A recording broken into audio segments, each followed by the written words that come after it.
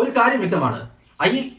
രാഹുൽ മാങ്കൂട്ടത്തിനെതിരെ നടന്നിരിക്കുന്ന ഗൂഢാലോചന അത് വളരെ വ്യക്തമായി നമ്മുടെ മുന്നിൽ ഇങ്ങനെ തുറക്കപ്പെട്ടുകൊണ്ടിരിക്കുകയാണ്. അയ്യന്റെ പൊന്നുഘട്ടത്തിൽ പോറ്റിയിൽ നിന്ന് വാസുവിലേക്കും, പോറ്റിയിൽ നിന്ന് മുരാരി ബാബുവിലേക്കും, മുരാരി ബാബുവിൽ നിന്ന് വാസുവിലേക്കും, വാസുവിൽ നിന്ന് പത്മകുമാറിലേക്കും എത്തി നിൽക്കുന്നുണ്ടെങ്കിൽ ഈ രാഹുലിനെതിരെ നടന്നിരിക്കുന്ന ഗൂഢാലോചനയിൽ ഞാൻ കണ്ടു, ഞാൻ മാത്രം കണ്ടു എന്ന് പറയുന്ന മാധ്യമപ്രവർത്തകയിൽ നിന്ന് ഞാൻ നടിയാണ്, ഞാൻ മാധ്യമപ്രവർത്തകയാണ് എന്ന് പറയുന്ന ആളുകളിലൂടെ കണ്ണികളായി ഇങ്ങനെ വന്നു ചേർന്നേ മതിയാകൂ എന്നുള്ള കാര്യത്തിൽ ഒരു തർക്കവും വേണ്ട. അപ്പോ ഇതിന്റെ പിന്നിൽ കളിച്ച ആളുകളെ അയ്യപ്പൻ പുറത്തു കൊണ്ടുവരും.